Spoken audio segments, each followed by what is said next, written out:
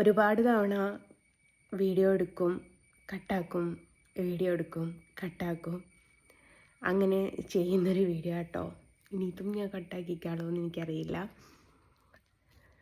ഒരുപാട് നൊമ്പരപ്പെടുത്തുന്ന, ഒരുപാട് വിഷമിപ്പിക്കുന്നൊരു കാര്യം നിങ്ങളിലേക്കോട് പങ്കുവെക്കാൻ വേണ്ടിയിട്ടാണ് ഈ ഒരു വീഡിയോ ചെയ്യുന്നത്. നമ്മൾക്കൊക്കെ ജീവിതത്തിൽ സഹിക്കാൻ പറ്റാത്തത് നഷ്ടങ്ങൾ മാത്രമാണ്, അല്ലേ? വേറെ എന്തും നമ്മൾ സഹിക്കുമായിരിക്കും. പക്ഷെ ചില നഷ്ടങ്ങൾ നമുക്ക് എത്രമേൽ എന്ത് തന്നെ വെച്ചാലും നമുക്ക് ആ നഷ്ടങ്ങളെ പരിഹരിക്കാൻ പറ്റൂല എന്ന് കേട്ടിട്ടില്ലേ? അതേപോലെ ഒരു നഷ്ടത്തിൽ നിൽക്കുന്ന ഒരാളാണ് ഞാൻ. ചെറിയ നഷ്ടമാണോ എന്ന് ചോദിച്ചാൽ ചെറുതല്ല, വലിയ നഷ്ടത്തിൽ തന്നെ. അപ്പോൾ ഇതിനു മാത്രമൊക്കെ എന്താ നഷ്ടപ്പെട്ടതെന്ന് ചോദിച്ചാൽ ഒരിക്കലും തിരിച്ച് കിട്ടാത്ത ഒരു സംഭവം എൻ്റെ ലൈഫിൽ നഷ്ടപ്പെട്ടിട്ട് 2 വർഷമായി. അപ്പം അതിൻ്റെ കുറച്ച് ഓർമ്മകൾ നിങ്ങളുടെ അടുത്തേക്കും കൂടി പങ്കുവെക്കാമെന്ന് കരുതി. എൻ്റെ വാപ്പയുടെ ഉമ്മ മരണപ്പെട്ടിട്ട് ഇന്നേക്ക് 2 വർഷമായി. അപ്പോൾ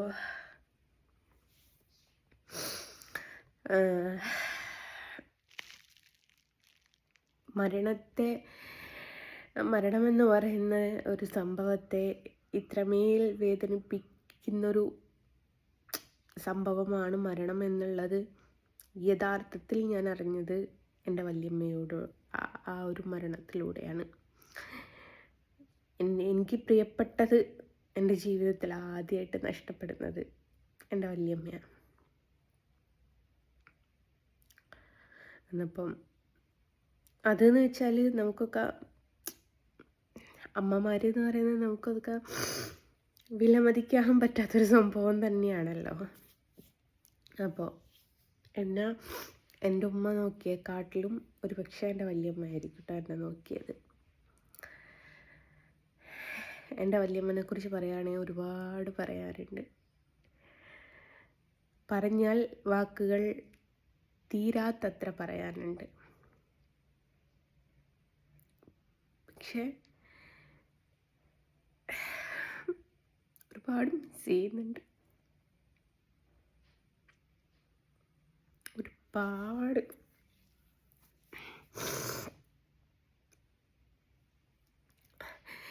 എൻ്റെയൊക്കെ കുട്ടിക്കാലത്ത് ഞങ്ങളുടെ ആ ഏരിയയിലൊക്കെ ഒരുപാട് കുട്ടികളുണ്ട്, എൻ്റെ പ്രായത്തിലുള്ള ഒരുപാട് കുട്ടികളുണ്ട്. പക്ഷെ ആർക്കും എന്നെ ചീത്ത പറയാനൊന്നും പറ്റൂല, ആർക്കും എന്നോട് കുസൃതി കാണിക്കാൻ പറ്റൂല. എന്നെ ആരെങ്കിലും വഴക്ക് പറയുകയോ കുസൃതി കാണിക്കുകയോ ചെയ്താൽ പടവെട്ടി വരുന്ന ആളായിരുന്നു.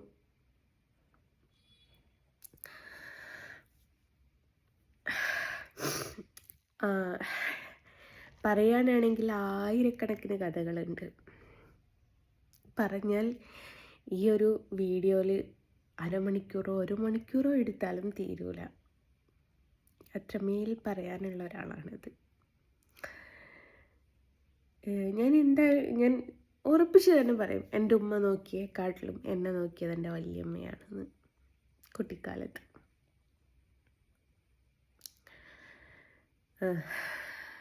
മമ്മ എന്ന് പറയുന്നത്, ഞാൻ ഇന്നേ വരെ മമ്മ എന്ന് വിളിച്ചിട്ടില്ല കേട്ടോ, അതും ഞാൻ പറഞ്ഞുതരാം. എൻ്റെ ഓർമ്മ വെച്ച കാലം തൊട്ട് എനിക്ക് മൂത്തമ്മയാണ്. എൻ്റെ ഉമ്മയും വാപ്പയും ഏട്ടൻ്റെയും അനിയൻ്റെയും മക്കളായിരുന്നു, നേരെ ഏട്ടൻ്റെയും അനിയൻ്റെയും മക്കൾ. അപ്പം എൻ്റെ ഉമ്മ ചെറുതിലേ തൊട്ടിട്ട് മൂത്തമ്മയെന്ന് വിളിച്ച്, പിന്നീട് എൻ്റെ വാപ്പാനെ വിവാഹം കഴിച്ചപ്പോൾ ആ വിളി അമ്മായിയമ്മ എന്നുള്ളൊരു വിളിയിലേക്ക് മാറാതെ മൂത്തമ്മ എന്നുള്ള വിളി തന്നെ തുടർന്നുകൊണ്ട് പോയി. അത് കേട്ട് എൻ്റെ മൂത്ത സഹോദരി വിളിക്കൽ തുടങ്ങി, അത് കേട്ട് രണ്ടാമത്തെ ആൾ വിളിക്കൽ തുടങ്ങി, അങ്ങനെ ഞാനും വിളിക്കൽ തുടങ്ങി മൂത്തമ്മ എന്നുള്ളത്. ഞങ്ങൾ ആരും തിരുത്തി തന്നില്ല, അത് മൂത്തമ്മയല്ല എൻ്റെ വല്യമ്മയാണ് എന്ന് വാപ്പയോ ഉമ്മയോ ആരും തിരുത്തി തന്നില്ല. അപ്പം ഞങ്ങൾ അങ്ങനെ തന്നെ വിളിച്ചു. ഒരുപക്ഷെ വല്യമ്മക്ക് ആഗ്രഹം ഉണ്ടായിരുന്നോ എന്നെനിക്കറിയില്ല കേട്ടോ. വല്യമ്മേന്ന് വിളിച്ച് കേൾക്കാൻ കക്ഷിക്ക് ആഗ്രഹം ഉണ്ടായിരുന്നോ എന്നുള്ളത് ഞങ്ങൾക്ക് ആർക്കും അറിയില്ല. ഇന്നേ വരെ വിളിച്ചിട്ടില്ല. പക്ഷെ ഞങ്ങൾ വിളിച്ചിട്ടില്ലെങ്കിലും ഞങ്ങളുടെ മക്കൾ വിളിച്ചിട്ടുണ്ട്. ഞങ്ങളുടെ 3 പെൺകുട്ടികളുടേതും അതേപോലെ എൻ്റെ വല്യമ്മക്ക് ഒരു ആൺകുട്ടിയും ഒരു പെൺകുട്ടിയും, എൻ്റെ വാപ്പയും എൻ്റെ വാപ്പയുടെ പെങ്ങളും. അപ്പോൾ വാപ്പയുടെ പെങ്ങളെ മക്കളൊക്കെ പല രീതിയിൽ എൻ്റെ മക്കൾ എൻ്റെ മൂത്ത സഹോദരീൻ്റെ മക്കൾ വവ്വേന്ന് വിളിക്കും, രണ്ടാമത്തെ ആൾക്കാരുടെ ഉമ്മാമേന്ന് വിളിക്കും. എൻ്റെ മക്കളും ഉമ്മാമ, ഞങ്ങളുടെ ഇങ്ങോട്ടൊക്കെ ഉമ്മാമേന്നാണ് വിളിക്കുക. വാപ്പയുടെ പെങ്ങളുടെ മക്കൾ വല്യമ്മേന്ന് വിളിക്കും. അപ്പം ഞങ്ങൾ വിളിക്കാത്തത് ഞങ്ങളുടെ മക്കളിലൂടെ ഉമ്മാമ കേട്ടിട്ടുണ്ട് കേട്ടോ. അപ്പം മുത്തമ്മ കേട്ടിട്ടുണ്ട് ഞങ്ങൾ വിളിക്കാത്തത്. ഇപ്പം ഞാൻ വിചാരിക്കുന്നുണ്ട് ഒരിക്കലെങ്കിലും വിളിക്കണമായിരിക്കാം, ആഗ്രഹിച്ചിട്ടുണ്ടായിരുന്നോ എന്നുള്ളതൊന്നും ഞങ്ങൾക്കറിയില്ല. പക്ഷെ പറയലുണ്ടായിരുന്നു കേട്ടോ മകളോടും മാമനെ വിളി, മാമയുടെ പോയി എന്നൊക്കെ പറഞ്ഞു കൊടുക്കുമ്പം അങ്ങനെ കേട്ടിട്ടുണ്ട്. ഇപ്പം ശരിക്കും എനിക്ക് അതിൽ കുറ്റബോധം തോന്നുന്നുണ്ട് കേട്ടോ. ആൾക്ക് ചിലപ്പോൾ ആഗ്രഹം ഉണ്ടായിരുന്നോ മുത്തമ്മേ എന്നുള്ള വിളി മാറി മാമേ എന്നുള്ള വിളി കേൾക്കാൻ എന്നുള്ളത് അറിയില്ല കേട്ടോ. അപ്പോൾ കിടന്നൊന്നും പോയില്ല കേട്ടോ. ഒരാഴ്ച 92ാമത്തെ വയസ്സിലെങ്ങാണ്ടോ മറ്റണപ്പെട്ടത്. ഈ ഓൾഡ് ഈസ് ഗോൾഡ് എന്ന് പറയലില്ലേ, സത്യമാണത്. അത് മനസ്സിലാക്കണേ നമുക്കത് കൈവിട്ട് പോകണം, എന്നാലേ നമുക്കത് മനസ്സിലാവുള്ളൂ. അതുവരെ നമുക്ക് മനസ്സിലാവില്ല. എപ്പോഴും കളിയാക്കിയായിരുന്നു ഞാൻ, എപ്പോഴും കളിയാക്കുന്ന ഒരാളാണ്. കാരണം കുറച്ചും ഇങ്ങോട്ട് എത്തിയപ്പം ചെവി കേൾക്കാതായിട്ടുണ്ടായിരുന്നു. അപ്പം എന്തെങ്കിലുമൊക്കെ പറയുമ്പോൾ ഞാൻ കുറേ കളിയാക്കി. ഈ ഒരു മരണത്തിൻ്റെ ഒരു 2 വർഷങ്ങൾക്കൊക്കെ മുമ്പേ മൂത്തമ്മയെ വിളിയും ഞാൻ ഒഴിവാക്കി കേട്ടോ. ഞാൻ ഖദീസാന്നേ വിളിക്കുക. എന്താ ഖദീസ കുട്ടിയെന്നേ ചോദിക്കുക. ഖദീസ എന്നല്ലാണ്ട് എൻ്റെ വായിന്ന് പിന്നെ വീണിട്ടില്ല. ഞാൻ വന്നെങ്ങാൻ അകത്ത് കിടക്കുകയും ചെയ്യും. നേരെ പോയിട്ടുണ്ട് വിളി. എന്താ ഖദീസ കുട്ടിയെ, സുഖം തന്നെ അല്ലേ? ഒരു ഇതും പറയൂല കേട്ടോ. ഖദീസാന്ന് വിളിച്ചാലൊന്നും ചീത്തയൊന്നും പറയൂല. തൊള്ളേന്നിടത്ത് ഞാൻ ഖദീസാന്നേ വിളിക്കുള്ളായിരുന്നു. എന്നെ നോക്കിയത് പോണം ചിലപ്പോൾ എൻ്റെ സഹോദരിമാരെയോ അല്ലേ എൻ്റെ അമ്മായിൻ്റെ മക്കളെയോ നോക്കിയിരിക്കുന്നു ഞാൻ ഒരിക്കലും പറയില്ല. കാരണം അത്രമേൽ പ്രിയപ്പെട്ടതായിരുന്നു ഞാൻ. എന്നാരും ചീത്ത പറയരുത്. ഉമ്മ ചീത്ത പറഞ്ഞാലും അപ്പ ചീത്ത പറഞ്ഞാലും ഒക്കെ മൂത്തമ്മക്ക് ഭയങ്കര പ്രശ്നമാണ്. നിങ്ങൾക്ക് വേറൊരു രസം കേൾക്കണം. എൻ്റെ നാട്ടിൽ അന്നത്തെ കാലത്ത്, എൻ്റെ കുട്ടിക്കാലത്ത് വണ്ടിയുള്ള ഒരേ ഒരാൾ ഞാൻ മാത്രമായിരുന്നു. ഒന്ന് ചിന്തിച്ച് നോക്കിയേ. എൻ്റെ കുട്ടിക്കാലം, ഞാൻ ജനിച്ചത് 92. അവിടെ നിന്ന് ഇങ്ങോട്ട് ഒരു 10 കൊല്ലം ഇങ്ങോട്ട് പോയിട്ട് 2002 വണ്ടിയുള്ള ഒരേ ഒരാൾ ഞാൻ മാത്രമായിരുന്നു ആ ഏരിയയിൽ പെൺകുട്ടി. അപ്പം നിങ്ങൾ വിചാരിക്കും വല്ല ബൈക്കോ കാറോ ഒക്കെ എൻ്റെ വീട്ടിലുണ്ടാവും. അതൊന്നുമല്ല. ഞങ്ങളുടെ നാട്ടിൽ കുറേ പയ്യന്മാരുണ്ട്. ഇവരൊക്കെ തക്കാളിപ്പെട്ടിയുണ്ട്, മറ്റേ ലോറി ഉണ്ടാക്കി ഓട്ടോ ഉണ്ടാക്കിയൊക്കെ ഓടിക്കുകയായിരുന്നു. അപ്പോൾ അവർ ആൺകുട്ടികളല്ലേ, അവർ ഓടിച്ചുകൊണ്ടെടുക്കും. പക്ഷെ പെൺകുട്ടിക്കാർക്കും വണ്ടിയില്ല. ഞാൻ ബഹളം, എനിക്ക് വണ്ടി വേണമെന്ന് പറഞ്ഞിട്ട്. അധികം എല്ലാവരും എന്താ ചെയ്യാന്ന് വെച്ചാൽ തേഞ്ഞ് തീർന്ന ചെരുപ്പുണ്ടല്ലോ, അത് റൗണ്ടിൽ മുറിച്ചിട്ട് ഉജാലയുടെ കുപ്പി എടുത്തിട്ട് അതിലൊരു കോലൊക്കെ ഇട്ടിട്ടാണ് വണ്ടി ഉണ്ടാക്കുക. എൻ്റെ കരച്ചിൽ കൊണ്ട് വലിയ ഉപയോഗിക്കാത്തൊരു ചെരുപ്പുണ്ടായിരുന്നു, അത് മുറിച്ചിട്ട് എനിക്ക് വണ്ടിയാക്കി തന്നു. അപ്പോൾ ആ നാട്ടിലുള്ള ആകെ വണ്ടിയുള്ളൊരു പെൺകുട്ടി ഞാൻ മാത്രമായിരുന്നു. അതെൻ്റെ അമ്മാവൻ്റെ ഇതുകൊണ്ട്. മറ്റ് പെൺകുട്ടിക്കാർക്ക് വണ്ടിയില്ല, ആൺകുട്ടിക്കൊക്കെ വണ്ടിയുണ്ട് കേട്ടോ. എൻ്റെ കൂട്ടുകാരികളൊക്കെ ചോദിക്കുകയും ജസ്റ്റ് ഒന്ന് വണ്ടി ഓടിക്കാൻ തരുമോ, കൊടുത്തില്ല ഞാൻ. പക്ഷെ അന്ന് മാത്രമല്ല കേട്ടോ, ഇന്നും എൻ്റെ നാട്ടിൽ വണ്ടി ആദ്യമായിട്ട് 2 വീലറും കൊണ്ടുകൊണ്ട് നടന്നത് ഞാൻ മാത്രമാണ്.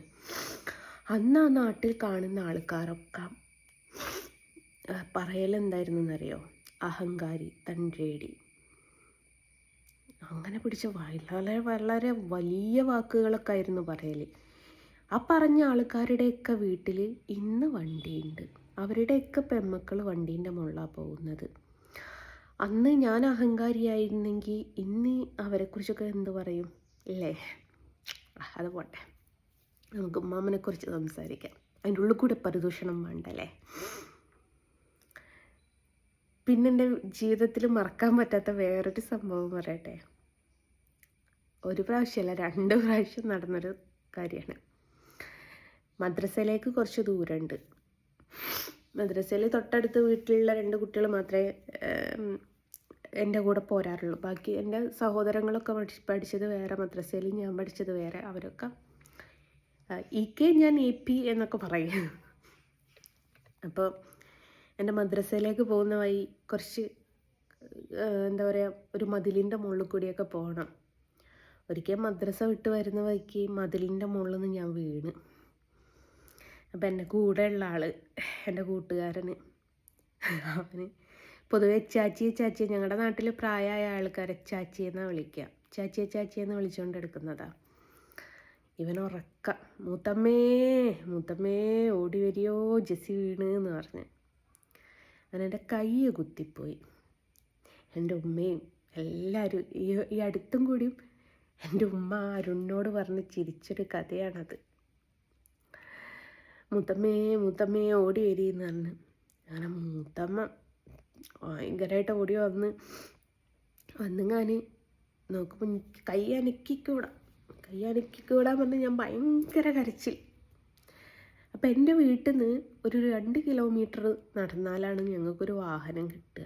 കാരണം അന്നത്തെ ആ സമയത്തൊക്കെ ഞങ്ങളുടെ നാട്ടിൽ കുണ്ടും കുഴിയൊക്കെ ആയതുകൊണ്ട് ഓട്ടോ ഒന്നും ഞങ്ങളുടെ ആ പ്രദേശത്തേക്ക് വരില്ലായിരുന്നു. ഒരു 2 കിലോമീറ്റർ നടന്നാലേ നമുക്ക് ആ ഒരു ഓട്ടോ, ഒരു ഫെസിലിറ്റി, എന്തെങ്കിലും ഒരു വണ്ടി കിട്ടുന്നുള്ള ഒരു അവസ്ഥയിലേക്ക് എത്തുള്ളൂ. കൈക്ക് പറ്റി എനിക്ക് ഒരടി നടക്കാൻ പറ്റുന്നില്ല. എനിക്ക് നടക്കാനേ പറ്റുന്നില്ല. കൈക്കാണ് പറ്റിയതെങ്കിൽ പോലും നടക്കുന്നില്ല. പാവൻ്റെ മൂത്തമ്മ എന്നെ എടുത്ത്, നല്ല തടി ഉണ്ടായിരുന്നു കേട്ടോ, ഗുണ്ടുമണിയായിരുന്നു, എന്നെ എടുത്ത് ഓട്ടോറിക്ഷ കിട്ടുന്നിടത്തോളം നടന്നു. ഉമ്മ ഈ അടുത്തും കൂടി അരുണിനോട് പറഞ്ഞ് ചിരിച്ചിക്ക്, കൈക്ക് പരിക്ക് പറ്റിയിട്ട് നടക്കാൻ പറ്റാത്ത മോളാവോള് എന്ന് പറഞ്ഞിട്ട്. അത് കഴിഞ്ഞ് ഞാൻ എൻ്റെ ഇവിടെ ഒരു പാട് കണ്ടോ, പനയുടെ മട്ടലുണ്ടല്ലോ. ഞങ്ങളുടെ നാട്ടിലൊക്കെ ആ സമയത്തൊക്കെ ഒരുപാട് ഓലപ്പുരകളുണ്ടായിരുന്നു കേട്ടോ. ആ ഒരു കാലത്ത്, എൻ്റെ കുട്ടിക്കാലത്ത് ഞങ്ങളുടെയൊക്കെ നാട്ടിൽ ഓലപ്പുര കെട്ടുക എന്ന് പറയുന്നത് ഒരു ചടങ്ങ് തന്നെയായിരുന്നു. അതിനൊക്കെ മുൻപന്തിയിൽ ഉമ്മാമയാട്ടോ ഉണ്ടാവുക. കാരണം ഓല മെടയാൻ വേണ്ടിയിട്ട് കിണറ്റിൻ തടത്തിൽ ഈ ഓല കൊണ്ടുവച്ചിടും. എന്നിട്ട് ഞങ്ങൾക്കൊക്കെ കുളിക്കാനുള്ള സ്ഥലം ഈ ഓലേൻ്റെ മുകളിൽ നിന്നാണ്. കാരണം ഓല നനയ്ക്കണമല്ലോ. അപ്പം ഞാൻ പറയും, മൂത്തമ്മ ഞാൻ അതിൻ്റെ മുകളിൽ നിന്ന് കുളിക്കട്ടെ എന്ന് നിൽക്കുമ്പോൾ കുളിച്ചോന്ന് പറയും. അപ്പം ഞങ്ങൾക്ക് കുളിക്കാനുള്ള ഒരു അവസരവും കൂടിയാണ് ഈ ഓല ഓല നനയ്ക്കാൻ വേണ്ടി പുതിർത്തി വെച്ചതിൻ്റെ മുകളിൽ. അപ്പം എവിടെ ഓലപ്പുര മേയാണെങ്കിലും മുമ്പിൽ മൂത്തമ്മയാണ് ഉണ്ടാവുക. അപ്പോൾ ഈ പനമട്ടൽ വെട്ടിയിട്ട് ഞാനും എൻ്റെ കൂട്ടുകാരി ഫസീലയും കൂടി അവളെ വീട്ടിൻ്റെ മതിലിൻ്റെ മുകളിൽ നിന്ന് ഇങ്ങനെ ഇങ്ങനെ ചെരിച്ച് വെച്ച്, ഇപ്പം കുട്ടികൾക്കൊക്കെ പാർക്കിൽ നിരുങ്ങാനുള്ളൊരു സാധനമല്ലേ, അതേപോലെ ആദ്യം നിരുങ്ങി, രണ്ടാമത് ഒരുങ്ങി, മൂന്നാമത് ദീം തരികിടതോ ആ മട്ടലുണ്ടല്ലോ അതങ്ങ് സ്ലിപ്പായിപ്പോയി. നേരെ താഴെ അന്ന് പരിക്ക് പറ്റിയതാണ്. അന്നത്തെ ഒരു പരിക്കിൻ്റെതാണിത്. അന്നും ഹോസ്പിറ്റലിൽ പോകാൻ ഞാൻ അനങ്ങിയില്ല. എനിക്ക് നടക്കാൻ പറ്റൂല. എനിക്ക് ഉമ്മാമനെ കണ്ടാൽ എന്ത് തന്നെയാണെങ്കിലും എനിക്ക് നടക്കാൻ പറ്റൂല. ഉമ്മാമ എടുത്തോളണം. മൂത്തമ്മ എടുത്തിട്ടില്ലെങ്കിൽ എനിക്ക് നടക്കാൻ പറ്റൂല. അങ്ങനെയാണ്. എൻ്റെ മമ്മ എന്ന് പറയുന്നത് ശരിക്കും പറയുക വെച്ചാൽ എന്നെപ്പോലെ എൻ്റെ അമ്മായിൻ്റെ മോൻ പറഞ്ഞിട്ടുണ്ട് എനിക്ക് മാമൻ്റെ സ്വഭാവമാണെന്ന്. ഭയങ്കര വായാടി, എന്നോട് ആരെങ്കിലും തോന്നിയ ദിവസം പറഞ്ഞാൽ കയറി തല്ലുക, അങ്ങനത്തെയൊക്കെ സ്വഭാവമുള്ള ഒരുത്തിയായിരുന്നു ഞാൻ. ഇപ്പം കുറച്ചൊന്ന് ഒതുക്കിയതാ. ഭയങ്കരമായിട്ട് എന്നെ ഒരാൾ വേണ്ടാന്നൊന്ന് നോക്കിയെന്ന് കേട്ടാൽ അപ്പം പ്രതികരിച്ച ഓൻ്റെ പോയിട്ട് താച്ച് ഒരുത്തൻ്റെ കണ്ണ് വരെ കലക്കിയിട്ടുണ്ട് ഞാൻ. തള്ളല്ല, സത്യമാണ്. ലസിത പാലക്കൽ പറയുന്ന ഒരുപാട് പീഡന കേസിലെ പല കേസുകളും അതാ. കൊയിലാണ്ടി വിളിച്ച് അന്വേഷിച്ചാൽ അറിയാം. ബസ് കയറിയിട്ട് കച്ചറ ഉണ്ടാക്കി തല്ലുകയും ആകെ ഇഷ്യൂ ആക്കിയിട്ട് കണ്ട്. അപ്പം എൻ്റെ ബ്രദറും അറിയും നിനക്ക് മാമൻ്റെ സ്വഭാവമാണെന്ന് പറയും. മമ എന്ന് പറയുന്നത് എൻ്റെ നാട്ടിൽ തന്നെ എന്ന് വെച്ചാൽ ഒരു പണക്കാരൻ്റെ ഭാര്യ, അല്ല പണക്കാരൻ്റെ ഭാര്യ ഒരു പണക്കാരൻ്റെ മകളാണ്. എൻ്റെ മാമൻ്റെ വാപ്പാക്ക് കുറേ സ്ഥലം ഉണ്ടായിരുന്നു. കുറേ സ്ഥലം എന്നൊന്നും പറയണ്ട, 3 ഏക്കർ സ്ഥലം കണ്ട, 3-4 ഏക്കർ സ്ഥലം അങ്ങനെ ഉള്ളൂ. അതിൽ1 ഏക്കറ എൻ്റെ അമ്മാമ്മക്ക് കൊടുത്തു, 2 ഏക്കർ അമ്മാമ്മൻ്റെ ആങ്ങളക്കും കൊടുത്തു. ലസിത പാലക്കലെ നീ കേൾക്കേണ്ട കഥയാണിത്. നിന്നെ ഞാൻ 2 കെട്ടിയെന്ന് പറഞ്ഞ് കളിയാക്കലില്ലേ, അപ്പം നീ ഇത് കേൾക്കേണ്ട കഥയാണ്. അപ്പോൾ എൻ്റെ അമ്മാമ്മക്ക് 1 ഏക്കർ സ്ഥലവും കൊടുത്തു, മാമൻ്റെ ആങ്ങളക്ക് 2 ഏക്കർ സ്ഥലവും കൊടുത്തു. എൻ്റെ മാമൻ്റെ ആങ്ങള 2 വിവാഹം കഴിച്ചിട്ടുണ്ട്. അപ്പം നിങ്ങൾ വിചാരിക്കും മറ്റേ ലസിതൻ്റെ മാതിരി ഒളിച്ചോടി കല്യാണം കഴിച്ചല്ലേ ഒന്നിനൊഴിവാക്കി രണ്ടാമത്തെ. അതൊന്നല്ല കേട്ടോ. നമ്മുടെ ബഷീർ ബഷി ഉണ്ടല്ലോ, ബഷീർ ബഷിയൊക്കെ വേക്കിൽ നിൽക്കണം മക്കളെ, ഒരുപാട് ബേക്കിൽ നിൽക്കണം. എൻ്റെ മാമൻ്റെ ആങ്ങളൻ്റെ കാര്യത്തിൽ ബഷീർ ബഷിയൊക്കെ ബേക്കിൽ നിൽക്കേണ്ട ആളാണ്. കാരണം മാമൻ്റെ ആങ്ങള 2 വിവാഹം കഴിച്ച് 2 ഭാര്യമാരും ഇന്നും നല്ല ഒത്തൊരുമയില. നിങ്ങൾ അവരെയൊക്കെ കണ്ടിട്ട് അതൊക്കെ അഭിനയ അങ്ങനെയാ ഇങ്ങനെയാന്നൊക്കെ പറയുന്നുണ്ടല്ലോ. മാമൻ്റെ ഭാര്യമാരല്ല, മാമൻ്റെ ആങ്ങളൻ്റെ ഭാര്യമാരെ കാണണം, ഇപ്പോഴും ഭയങ്കര സ്നേഹത്തിലാണ്. അതിനേക്കാട്ട് വലിയ രസം എന്താണെന്നറിയോ, ഒരു ഭാര്യയിൽ 8 മക്കളും ഒരു ഭാര്യയിൽ 7 മക്കളും, 7-8 ആണെന്ന് തോന്നുന്നു. എന്തായാലും 8 എണ്ണം ഉണ്ടോ ഒന്നിലെന്നുള്ളത് എനിക്കറിയാം, 1-ൽ 7 എണ്ണമാണെന്ന് തോന്നുന്നു. അപ്പം ഇത്രയും മക്കളുണ്ട് മാമൻ്റെ ആങ്ങളക്ക്. അപ്പോൾ ഈ മക്കളെല്ലാവരും എന്താ പറയുക, വളർത്തിയെടുക്കാൻ മുൻകൈ എടുത്ത് നിന്നത് എൻ്റെ അമ്മാമ്മ കേട്ടോ. അപ്പോൾ ഇവരൊക്കെ വിവാഹം കഴിച്ചിട്ട് ഞാൻ പറഞ്ഞല്ലോ 2 ഏക്കർ സ്ഥലം എൻ്റെ അമ്മാമ്മൻ്റെ ആങ്ങളക്ക് കൊടുത്തിട്ടുണ്ട്. അപ്പം ഇവരുടെ മക്കൾ വിവാഹം കഴിച്ചിട്ട് എല്ലാവരും അടുത്തടുത്തായിട്ട് വീട് വെച്ച് താമസമാണ്. ഈ ഒരു 2 ഏക്കറയിലും മാമൻ്റെ ആങ്ങളൻ്റെ മക്കളാണ് ഫുള്ള്. ഒരു വീട്ടിലൊരു ഭാര്യയാണ്, വേറൊരു വീട്ടിൽ വേറൊരു ഭാര്യ. പക്ഷെ അതിലുള്ള ആൾക്കാരുടെ മക്കൾ വേറെയും ഇതിലുള്ള ആൾക്കാരുടെ മക്കൾ വേറെ ഒക്കെ അടുത്തടുത്തായിട്ട് വീട് വെച്ചതാണ്. അപ്പോൾ ഈ വീട്ടിലൊക്കെ എന്തൊരു പരിപാടി ഉണ്ടെങ്കിലും ആദ്യം എൻ്റെ അമ്മാമ്മനെ വിളിക്കാം. എൻ്റെ അമ്മാമ്മയാണ് എല്ലാത്തിലും മുൻകൈയായിട്ട്. ഞാൻ പറഞ്ഞല്ലോ, ഞങ്ങളുടെ ആ ഒരു സമയത്ത് എൻ്റെ കുട്ടിക്കാലത്ത് ഒരുപാട് പ്രാവശ്യം ഈ വീട് പൊളിച്ച് കെട്ടുന്ന ഓലമേയുന്ന ഒരു പരിപാടിക്ക് ഒരുപാട് പ്രാവശ്യം ഞാൻ പങ്കെടുത്ത് കിട്ടും. എനിക്ക് ഭയങ്കര എൻ്റെ നൊസ്റ്റാൾജിയ കാലഘട്ടമാണ് അതൊക്കെ. അപ്പോൾ അതിനൊരു പൂളക്കറി ഉണ്ടാവും മക്കളെ. ആ പൂളക്കറിയൊക്കെ ഉണ്ടാക്കുക എൻ്റെ അമ്മാമ്മയാട്ടോ. അതേപോലെ ഞങ്ങളെ വീടിൻ്റെ അടുത്തൊരു പള്ളിയുണ്ട്. പള്ളിയിൽ എല്ലാ മാസവും ദിക്റ് കഴിക്കും. ദിക്റ് കഴിക്കാൻ ചോറ് വെക്കാനൊക്കെ മുമ്പിൽ ഉമ്മാമ്മയാണ്. അപ്പോൾ ഞാനെപ്പോഴും ഒച്ചടും. എല്ലായിടത്ത് പോയിട്ടും ഒരു കല്യാണം ഉണ്ടെങ്കിലും കാതുത്തുണ്ടെങ്കിലും വീട്ടിൽ കൂടലുണ്ടെങ്കിലും ഒരാഴ്ച മുമ്പ് പോയിട്ട് അവിടുത്തെ പണി മുഴുവനും പേറും മാമ. അപ്പം ഞാൻ ദേഷ്യം പിടിക്കും, നിങ്ങൾക്ക് എന്തെങ്കിലും സുക്കേട് വന്നാൽ നിങ്ങൾ താക്കൂന്ന് ചോദിച്ചു. സുക്കേട് വരുമ്പോൾ അല്ലേ അപ്പം നോക്കാമെന്ന് പറയും. നിങ്ങൾ ആരെങ്കിലും ഉണ്ടാവും. എന്താ വെച്ചാൽ ഓരോരുത്തർക്ക് ഞങ്ങളുടെ നാട്ടിൽ ഇപ്പോഴൊക്കെ ആയിരിക്കും എല്ലാവരും ഗ്യാസ് അടുപ്പിലൊക്കെ വെക്കുക. അന്നത്തെ കാലത്തൊക്കെ പിന്നെ വിറകടുപ്പാണ്. അപ്പം വിറക് അടുപ്പ് എന്ന് പറയുന്നത് എന്നിട്ട് റബ്ബർ തോപ്പ് പോയിട്ട് വിറകെടുക്കാനും മൂത്തമ്മ മുമ്പിലുണ്ടാകുക, എന്നിട്ട് ബാക്കിയുള്ളവർ വേക്കിൽ. അപ്പം എന്നിട്ട് ഈ ആങ്ങളൻ്റെ മക്കളുടെ വീട്ടിലൊക്കെ എന്ത് പരിപാടി ഉണ്ട് ഒക്കെ മൂത്തമ്മ ഏറ്റെടുത്തോളും.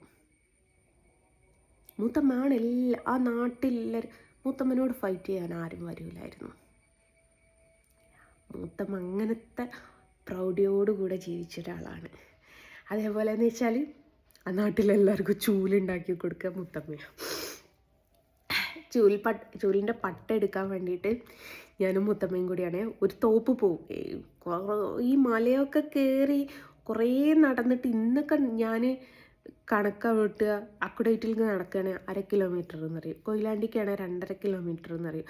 അന്നത്തെ കാലത്ത് ഞാൻ നടന്നത് ഓർക്കുക വെച്ചാൽ 4-5 കിലോമീറ്റർ മുത്തമ്മൻ്റെ കൂടെ ഞാൻ ഈ ചൂലിൻ്റെ പട്ട എടുക്കാൻ വേണ്ടിയിട്ട് പോയിക്ക്. ഇത് കഴിഞ്ഞിൻ്റെ പട്ടയുണ്ടല്ലോ. എന്നിട്ടൊരു കഴുകുന്തോപ്പ് കൊണ്ടുപോകുമായിരുന്നു. മൂത്തമ്മ ഇങ്ങനെ പട്ട വെട്ടുന്ന സമയത്ത് അവിടെ കുറേ മാവുണ്ടായി. എനിക്ക് പണി മാവിനിറങ്ങി മാങ്ങ പെറുക്കി കൊണ്ടുവന്ന് മാങ്ങയും കുത്തിയിരുന്നു. ഞാൻ പോകുന്ന എന്തിനാ ഈ മാങ്ങ തിന്നാൻ വേണ്ടിയിട്ടാണ്, പേടിക്ക് പോകല. എന്നിട്ട് ചൂലൊക്കെ കെട്ടി എല്ലാവർക്കും കൊടുക്കും. അങ്ങനെ എല്ലാവർക്കും ഭയങ്കര ഉപകാരിയായിട്ടുള്ള ഒരാൾ. ഞാൻ പറഞ്ഞില്ല, ഏറ്റവും കൂടുതൽ സഹിക്കാത്തത് എന്നെ ആരെങ്കിലും ചീത്ത പറയുന്നതാണ്. ഇവിടെ ഞാൻ കൊണ്ടുവച്ച് നിർത്തലുണ്ടായി. ചിരിച്ചിരിച്ച് പണിയായി പോട്ടോ. കാരണം നമ്മളൊന്ന് പറഞ്ഞാൽ മൂത്തമ്മ വേറെന്നാ കേൾക്കുക.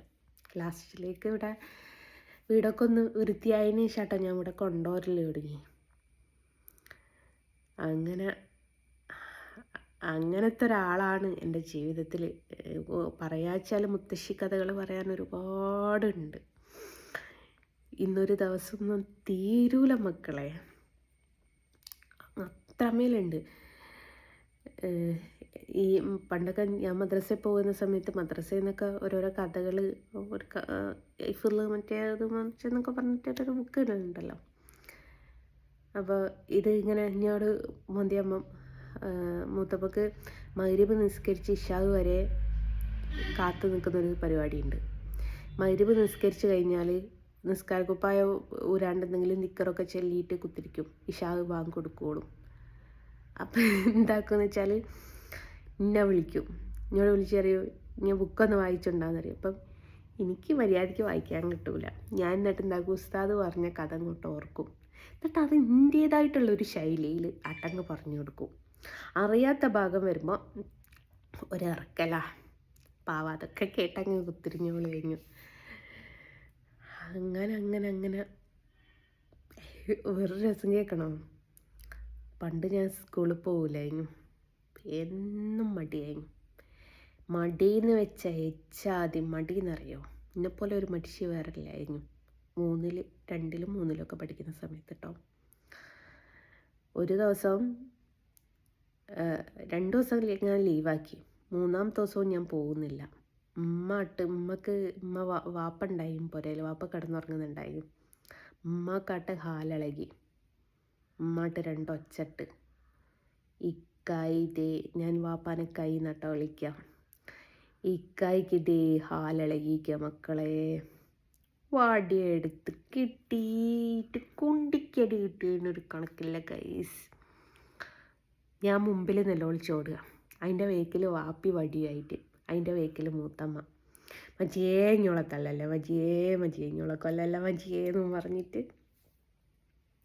അങ്ങനെ മൂത്തമ്മ സ്കൂൾ തെറ്റോളം പോന്നിട്ടുണ്ട്.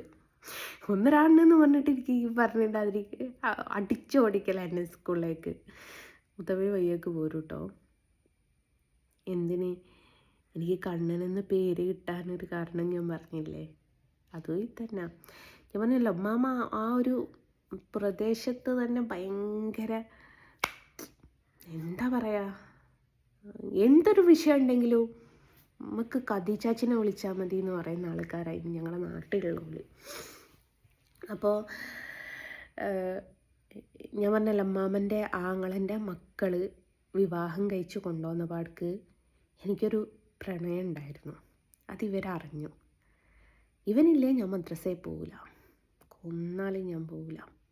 അപ്പം ഞാൻ അടുക്കള ഭാഗത്ത് നിന്നിട്ട് ഉമ്മാമ്മക്ക് കൊടുത്ത സ്ഥലം നല്ല സ്ഥലമാണ് കേട്ടോ. പൊതുവേ എല്ലാവരും പെൺകുട്ടിയൊക്കെ മോശവും ആൺകുട്ടിയൊക്കെ നല്ലതും കൊടുക്കുക. പക്ഷേ എൻ്റെ അമ്മാമ്മൻ്റെ വാപ്പ അമ്മാമ്മക്ക് നല്ലതും മാമൻ്റെ ആങ്ങളക്ക് കുറച്ച് കുന്നിൻ്റെ മുകളിലേക്കായിട്ടാണ് കൊടുത്തത്. അപ്പം ഞാൻ അടുക്കള ഭാഗത്ത് നിന്നിട്ടും ഇവൻ്റെ പേര് ഉറക്കെ വിളിച്ചു പറയും, പേര് ഞാൻ പറയുന്നില്ല. അപ്പാടെ ഇവൻ്റെ ഏട്ടൻ്റെ ഭാര്യമാരെ വിളിച്ചു പറയും, ഓൻ പോയി എന്ന് പറയും. അപ്പാടെ ഞാൻ അടുക്കള ഭാഗത്ത് നിന്ന് ഇറങ്ങിയിട്ടൊരു 3-4 റൗണ്ട് നിലയും വിളിയും കൂട്ടി ഓടും. അപ്പോൾക്ക് ഏത് ദേഷ്യം മക്കളാ ഇത് പറഞ്ഞെന്ന് ചോദിച്ചിങ്ങാനും മൂത്തമ്മക്കാട്ട് തുടങ്ങും. മക്കളെ ഈ മൂത്തമ്മൻ്റെ ഈ ചീത്ത കേൾക്കാൻ വേണ്ടിയിട്ട് ഒരു പുതുപ്പെണ്ണുങ്ങളാണല്ലോ, അവരിത് കേൾക്കാൻ വേണ്ടിയിട്ട് മാത്രം ഓൻ പോയി എന്ന് അറിയുകയും ചെയ്യും. പിന്നെ മൂത്തമ്മൻ്റെ ഒച്ചയും ബഹളമൊക്കെ കേൾക്കുമ്പോഴേക്ക് പിന്നെ ഓനങ്ങ് ഇറങ്ങി വരും. അപ്പം ഞാൻ പിന്നെ റിലാക്സ് ആവും. അങ്ങനത്തെ ഒരാളാണ് എൻ്റെ ലൈഫിൽ. പറയാൻ 100 അല്ല 1000 അല്ല 10,000 കഥകളുണ്ട്. പക്ഷെ എൻ്റെ വലിയൊരാഗ്രഹമായിരുന്നു ഉമ്മാക്കും വാപ്പാക്കും വീട് വെച്ച് കൊടുക്കുക എന്നുള്ള. അതിലത്തെ 3ാമത്തെ ആളായിരുന്നു മൂപ്പത്തി. ഞാൻ എപ്പോഴും പറയായിരുന്നു വീട് വെച്ചിട്ട് AC വരെ വെച്ച് തരുമായിരുന്നു. കാരണം എൻ്റെ വീട്ടിൽ AC ഒന്നും വെക്കാൻ പറ്റില്ല, ഈ ഓടിട്ട വീടായിരുന്നു. ഭയങ്കര ചൂട് കരുത്തിയാണ്. എപ്പോഴും ഒരു വിശറി ഉണ്ടാവും കയ്യിൽ. ഏത് പാളയോണ്ടുള്ള വിശറി വാങ്ങിക്കൊടുത്താലൊന്നും ശരിയാവില്ല. പാള കൊണ്ട് കെട്ടിയിട്ട് ഇങ്ങനെ ഇതുകൊണ്ട് നടക്കണം. അത് നിർബന്ധം. ഇപ്പം ഭയങ്കര ചൂട് എന്ന് പറഞ്ഞു എനിക്കും ആ ഒരു ഇതാന്ന് തോന്നുന്നു. ഞാനിപ്പോൾ നിങ്ങളൊക്കെ വേറെത്തോണ്ടല്ലേ കാണൽ. ഭയങ്കര ചൂടാണ്. അപ്പം മാമൻ്റെ വലിയൊരാഗ്രഹമായിരുന്നു ഒരു വീട് എന്ന് പറയുന്നത്.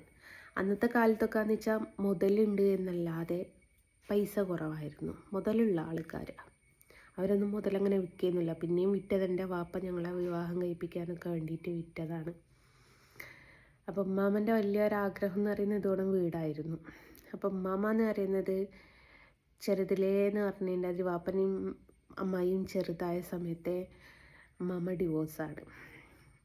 അപ്പം ഉമ്മാമ്മ വയലിൽ പണിയെടുത്ത് നെല്ലുണ്ടാക്കി അത് വീട്ടിൽ കൊണ്ടുവന്ന് കുത്തി അവിലൊക്കെ ആക്കിയിട്ട് ആണ് എൻ്റെ വാപ്പക്കും അമ്മായിക്കൊക്കെ കൊടുത്തതെന്നൊക്കെ പറഞ്ഞ് കഥയൊക്കെ കേൾക്കുമ്പോൾ ഇങ്ങനെ തുറന്ന് നിൽക്കുമായിരുന്നു. വയലിലൊക്കെ പണിയെടുക്കാൻ പോകുമായിരുന്നു കേട്ടോ, വയലൊക്കെ ഉണ്ടായിരുന്നു. എന്നിട്ട്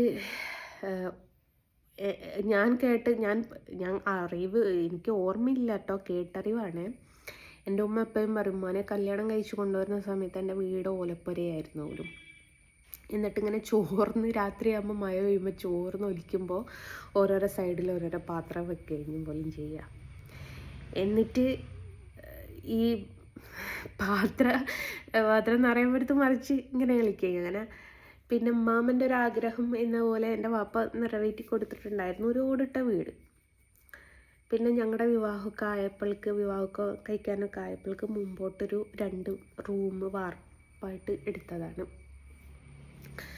അപ്പോൾ ഒരു വർഷം അല്ലെ 2 വർഷങ്ങൾക്ക് മുമ്പ് എനിക്ക് ആ വീട് വെക്കാൻ പറ്റിയിട്ടുണ്ടായി. ഒരു ദിവസമെങ്കിലും എൻ്റെ അമ്മാമ്മക്ക് അതിൽ താമസിക്കാൻ പറ്റിയായിരുന്നു. അത് പറ്റിയില്ല. അപ്പോൾ ഞാൻ പറഞ്ഞില്ല, ഞങ്ങളുടെ വീട് വലിയ വൃത്തിയൊന്നും ഇല്ലാത്തൊരു പഴയൊരു വീടായിരുന്നു. അപ്പം ഒരു പക്ഷെ വൃത്തിയാവുമായിരിക്കും കേട്ടോ, അറിയില്ല. അപ്പം എൻ്റെ അമ്മാമ്മ മരണപ്പെട്ടപ്പോൾ മാമൻ്റെ മകളുടെ വീട്ടിലേക്കാണ്, എൻ്റെ അമ്മായിയുടെ വീട്ടിലേക്കാണ് കൊണ്ടുവന്ന്. എൻ്റെ ഉമ്മ അന്ന് ചോദിച്ചൊരു ചോദ്യമുണ്ട്, മൂത്തമ്മ മരണപ്പെട്ടപ്പോൾ നിങ്ങൾ ഇളയടത്തേക്ക് കൊണ്ടുപോയി, ഇളയടത്ത് എന്നാട്ടോ പറയാം, ഞാൻ മരണപ്പെട്ടാൽ എൻ്റെ ഉമ്മ മരണപ്പെട്ടാൽ ഒരു പക്ഷേ ഉമ്മാൻ്റെ ആങ്ങളുടെ വീട്ടിലേക്ക് കൊണ്ടുപോകാം, എൻ്റെ വാപ്പ മരണപ്പെട്ടാൽ നിങ്ങൾ എന്താക്കുമെന്ന് ചോദിച്ചിട്ടുണ്ടായിരുന്നു. അതിനുള്ളൊരു ഉത്തരമാണ് ഇന്ന് ഞാൻ ആ ഒരു വീട് ഉണ്ടാക്കി കൊടുത്തത്. അപ്പോൾ മുത്തമ്മൻ്റെ ഓർമ്മകളുടെ കഥകൾ പറയാച്ചാൽ ഇനി ഒരുപാട് പറയാനുണ്ട്. നമ്മൾ കേട്ട് പഴകിയ, ഇപ്പോഴത്തെ കുട്ടികൾ കേട്ട് പഴകിയ മുത്തശ്ശി കഥകളുണ്ടല്ലോ, എനിക്ക് പറയാൻ ഒരുപാട് കഥകളുണ്ട്. ഇന്നൊക്കെ പെഡിക്യൂർ മാനിക്യൂറൊക്കെ അല്ലേ, അന്നൊക്കെ എനിക്ക് കാല് തേക്കാൻ വേണ്ടിയിട്ട് അങ്ങ് ഞാൻ പറഞ്ഞല്ലോ സ്ഥലമുള്ളത് കൊണ്ട് കുറേ തെങ്ങൊക്കെ ഉണ്ട്. തേങ്ങ വലിച്ചു കഴിഞ്ഞാൽ ഈ തേങ്ങ പൊളിച്ചു കഴിഞ്ഞാൽ ചേരി ഇങ്ങോട്ടുണ്ടാവും. ഈ ചേരി ഇങ്ങോട്ട് ചെത്തിയിട്ട് കാല് തേക്കാൻ വേണ്ടിയിട്ട് നമുക്ക് ഓരോ ചേരി, ഓരോരുത്തർക്ക് ഓരോ ചേരി തരും കേട്ടോ. ഒരാൾ ചേരി തേച്ചത് നമ്മൾ തേക്കൂല. മൂത്തം എല്ലാവർക്കും ചെത്തി ചേരി കൊടുക്കും. അമ്മായിൻ്റെ മക്കൾക്കാണെങ്കിലും ഞങ്ങൾക്കാണെങ്കിലും ഒക്കെ. അങ്ങനെയാണ് മൂത്തമ്മൻ്റെ കാര്യങ്ങൾ. പക്ഷെ പെട്ടെന്ന് വിട്ടു പിരിഞ്ഞപ്പം 92-ാമത്തെ വയസ്സിലാണെന്നൊന്നും മരണപ്പെട്ട. എനിക്ക് എത്ര വയസ്സാണെന്ന് എനിക്ക് കറക്റ്റ് അറിയില്ല. ഒരു ദിവസം ഉമ്മ വിളിച്ചിട്ട് പറയാ, മൂത്തമ്മക്ക് എന്തോ വയ്യാന്ന് തോന്നുന്നു, വിളിച്ചിട്ട് മിണ്ടുന്നില്ല എന്ന്. അപ്പം ഞാൻ ചാച്ചനെ വിളിച്ചിട്ട്, വാപ്പയുടെ പെങ്ങളെ വിളിച്ചിട്ട് അമ്മ പറഞ്ഞു, ചാച്ച മൂത്തമ്മക്ക് എന്തോ സുഖമല്ല, നിങ്ങളൊന്ന് പോയി നോക്കി, ഞാനന്നപ്പോൾക്ക് അങ്ങോട്ട് വരാമെന്ന് പറഞ്ഞു. അപ്പം ഞാൻ അവിടുന്ന് റെഡിയായി ഇറങ്ങുമ്പോൾക്ക് അവർ അവിടെ പുനൂർ ഹോസ്പിറ്റലിൽ കാണിച്ചിട്ടുണ്ടായിരുന്നു. അപ്പോൾ അറ്റാക്കാണ്, സ്ട്രോക്ക് വന്നൊരു സൈഡ് കൊഴിഞ്ഞു പോവുകയും ചെയ്തിക്കെന്ന് പറഞ്ഞു. അങ്ങനെ വേറെ എങ്ങോട്ടെങ്കിലും കൊണ്ടുപോയിക്കോളാൻ പറഞ്ഞു. അപ്പം ഞാൻ കൊയിലാണ്ടിയാണ്, എൻ്റെ നേരെ മൂത്താൾ ഉള്ളേരിയാണ്, അമ്മായിൻ്റെ മോളെ ഗരൂലാണ്. അപ്പം ഞങ്ങൾക്ക് എല്ലാവർക്കും കൂടി വരാൻ സൗകര്യത്തിൽ ഇവിടെ ഉള്ളേരി MMCയിലേക്ക് കൊണ്ടുവന്നായിരുന്നു. ആൾക്കുള്ളിൽ നല്ല ഓർമ്മയുണ്ട് കേട്ടോ, പുറമെ ചലനമില്ലാന്നേ ഉള്ളൂ, ഉള്ളിൽ നന്നായിട്ട് ഓർമ്മയുണ്ട്. ഞാൻ പോയി മുത്തമ്മേ മുത്തമ്മേ മുത്തമ്മേ എന്ന് വിളിക്കുമ്പം വലിച്ച് കണ്ണ് തുറക്കുന്നുണ്ട്, വലിച്ച് കണ്ണ് തുറക്കുകയായിരുന്നു. അപ്പോൾ ഞങ്ങളെല്ലാവരും ഉണ്ടായിരുന്നു. ഓരോരോ ദിവസം ഓരോരുത്തരെന്ന് പറഞ്ഞതിൻ്റെ അതിൽ നിൽക്കുകയും ഒരാഴ്ച 5 ദിവസം 6 ദിവസം കണ്ട് കിടന്ന്. അങ്ങനെ ഒരു ദിവസം രാവിലെ വാപ്പി വിളിച്ചിട്ട് ഇങ്ങോട്ട് പറഞ്ഞ്, പെട്ടെന്ന് ഹോസ്പിറ്റലിലേക്ക് വാ, മുത്തമ്മക്ക് ഇത്തിരി സീരിയസ് ആണെന്ന് പറഞ്ഞു. എനിക്കാണ് ഇത് കേട്ട് നോക്കുമ്പോൾ ഞാൻ ഉറക്കത്തെ എണീറ്റ് എന്താ ഒരു തരിപ്പ് മാത്രം. അപ്പോൾ ഞാൻ അരുണിനോട് പറഞ്ഞു, അരുണെ ഇനി ഒന്ന് ഹോസ്പിറ്റലിലേക്ക് എത്തിച്ചുണ്ടാ, ഞങ്ങൾക്കറിയാം ചെയ്യുന്നത്, എനിക്കെന്താ എങ്ങനെയാ ഒന്നും മനസ്സിലാവുന്നില്ല. അന്ന് കൊലായിലേക്ക് ഇങ്ങോട്ട് എത്തിയിട്ടേ ഉള്ളൂ. അപ്പോഴേക്ക് വാപ്പി പറഞ്ഞു മുത്തമ്മ പോയിട്ടോന്ന് പറഞ്ഞു. പിന്നെ ഒന്നും നോക്കണമെന്ന് പറ്റുന്നില്ല ഗൈസ്. ഒരു മരവിപ്പ് മാത്രം. മക്കളെ മാറ്റിയിട്ട് ഇറക്കണമെന്നോ മക്കൾക്ക് ചായ കൊടുക്കണമെന്നോ ഒന്നും മനസ്സിലാവുന്നില്ല. കാരണം എൻ്റെ ലൈഫിൽ അതുവരെയെന്ന് വെച്ചാൽ ഞാനൊരു മരണത്തിന് അങ്ങനെ കൂടിയെന്നൊന്നും പറയാം. ഉമ്മൻ്റെ അമ്മയും വാപ്പയും ഒക്കെ മരിച്ചിട്ടുണ്ടായിരുന്നു കേട്ടോ, പക്ഷേ ഞാനങ്ങനെ അവിടെ പോയി നിൽക്കുകയും കാര്യങ്ങളൊന്നും ചെയ്തിട്ടില്ല. നമ്മൾ കൃഷ്ണനെ മരിക്കുമ്പോൾ ആ ഒരു ഇതുകൊണ്ട് നമ്മളൊരു വേർതിരിവ് കാണിക്കലുണ്ട്. അല്ലാണ്ട് എൻ്റെ കുടുംബത്തിൽ അങ്ങനെ മരണങ്ങൾ കുറവാണ്. മരിക്കാൻ വേണ്ടിയിട്ട് പറയല്ല കേട്ടോ. എൻ്റെ ഭർത്താവ് പല പ്രാവശ്യം എന്നെ കളിയാക്കിയിട്ടുണ്ടായിരുന്നു, എൻ്റെ കുടുംബത്തിലൊരു മരിപ്പിന് ഞങ്ങൾക്ക് കൂടാൻ പറ്റുമോ എന്ന് ചോദിച്ചിട്ട്. കാരണം എൻ്റെ ഭർത്താവിൻ്റെ വീട്ടിലൊക്കെ ആഴ്ചക്ക് തന്നെ ഉണ്ട് അത് ആരെങ്കിലും മരിക്കാനുണ്ടാവും. ഞങ്ങളെ കുടുംബത്തിൽ അങ്ങനെ മരണങ്ങളൊന്നും ഇല്ലാത്ത. അപ്പം എനിക്ക് പ്രിയപ്പെട്ടത് എൻ്റെ ജീവിതത്തിൽ ആദ്യമായിട്ട് നഷ്ടപ്പെടുക, അതിൻ്റെ വേദന എന്ന് പറയുന്നത് വല്ലാത്തൊരു വേദന തന്നെയാണ്. എന്നെക്കൊണ്ട് പറ്റുന്ന ആഗ്രഹങ്ങളൊക്കെ ഞാൻ സാധിപ്പിച്ച് കൊടുക്കുകയും ചെയ്തിട്ടുണ്ട് കേട്ടോ. ട്രെയിനൊന്നും കണ്ടിട്ടില്ലായിരുന്നു, ട്രെയിൻ കണ്ടിട്ടില്ല. ഒരു ദിവസം ട്രെയിൻ കാണണമെന്ന് പറഞ്ഞ് ഞാൻ കാറെടുത്തതിന് ശേഷം ഞാൻ കാർ ഓടിച്ച് പോയി കൂട്ടിക്കൊണ്ടുവന്ന് ട്രെയിനിൽ കയറ്റി, ലോക്കലിലാണ് കയറ്റി. എങ്ങനെയാ പിടിച്ച് കയറ്റിയെന്നറിയോ? അറിയാമല്ലോ, ട്രെയിനിലാകുമ്പോൾ സമയം കുറവാണെന്ന്. അങ്ങനെ ട്രെയിനിൽ കയറ്റി ട്രെയിൻ കണ്ടു നോക്കുമ്പോൾ എന്താ സന്തോഷം. പാറപ്പള്ളി പോകണമെന്നൊരാഗ്രഹം ഉണ്ടായും, അത് സാധിപ്പിച്ചു കൊടുത്തു. അങ്ങനെ എന്നെ കൊണ്ട് പറ്റുന്നതൊക്കെ ഞാൻ സാധിപ്പിച്ചു കൊടുത്തിട്ടുണ്ട്.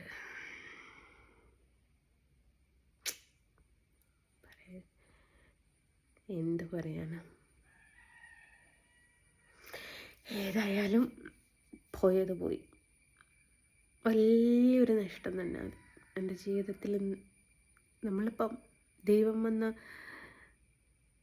നമ്മളോട് ഒരവസരം തരാൻ കാണാൻ എന്ന് പറയുകയാണെങ്കിലോ എന്ന് പലപ്പോഴും ഞാൻ ചിന്തിച്ചു പോയിട്ടുണ്ട്.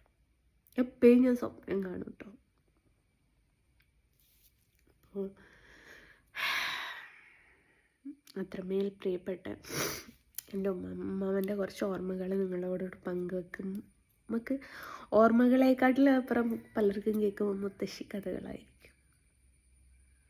ഒരു സംഭവം തന്നെയല്ലേ, ഒരു പ്രായമായ വീട്ടിലുള്ളത് തന്നെ.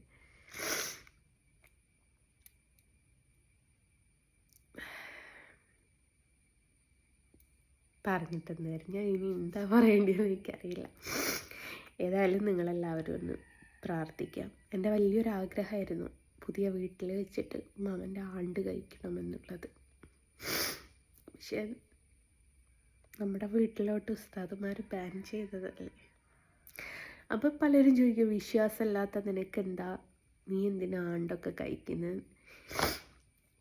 എനിക്ക് മാത്രമേ വിശ്വാസമില്ലാത്തുള്ളൂ.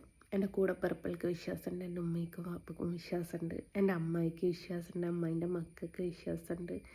അപ്പോൾ അവരുടെയൊക്കെ സന്തോഷപ്രകാരം കഴിക്കണം എന്ന് എനിക്ക് ഭയങ്കര ആഗ്രഹമായിരുന്നു പുതിയ വീട്ടിൽ വെച്ചിട്ട്. അതിനും ദൈവം എന്നെ അനുവദിച്ചില്ല. അത് ഭയങ്കര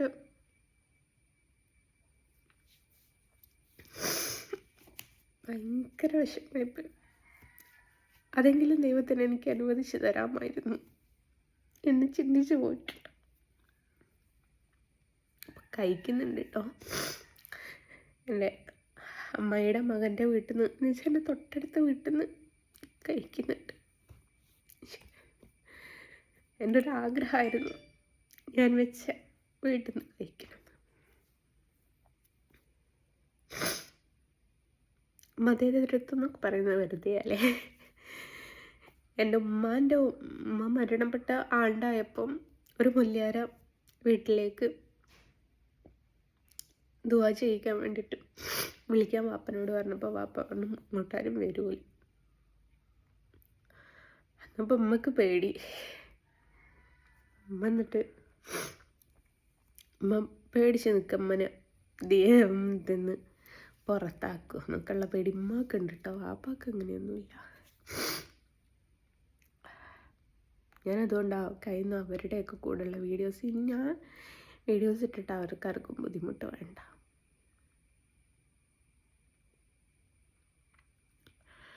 അപ്പം അങ്ങനെയാണ് മാമക്ക് വേണ്ടിയിട്ട് നിങ്ങളെല്ലാവരും പ്രാർത്ഥിക്കും.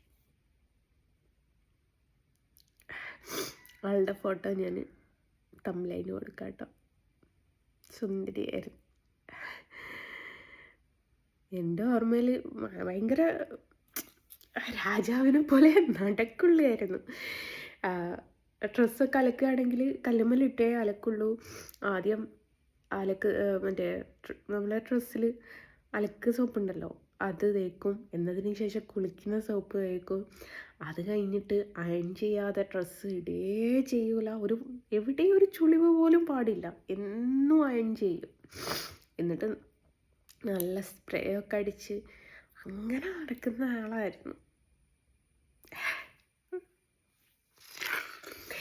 എന്ത് തന്നെ ആയാലും ഞാൻ കരയുന്നത് കാണുമ്പോൾ എൻ്റെ എനിമികൾക്ക് ഒരുപാട് സന്തോഷമായിരിക്കും. പക്ഷേ ചില എന്താ പറയുക, നഷ്ടങ്ങൾ നമ്മളെ വല്ലാതെ കരയിപ്പിക്കും. ആ കരച്ചിലാണ് ഇത്. അപ്പം അമ്മാമ്മക്ക് വേണ്ടിയിട്ട് എല്ലാവരും പ്രാർത്ഥിക്കുക. അത്ര മാത്രമേ പറയാനുള്ളൂ. ബൈ പറഞ്ഞിട്ട് ബൈ ഫ്രം ജസ്ന അസ്ലീം.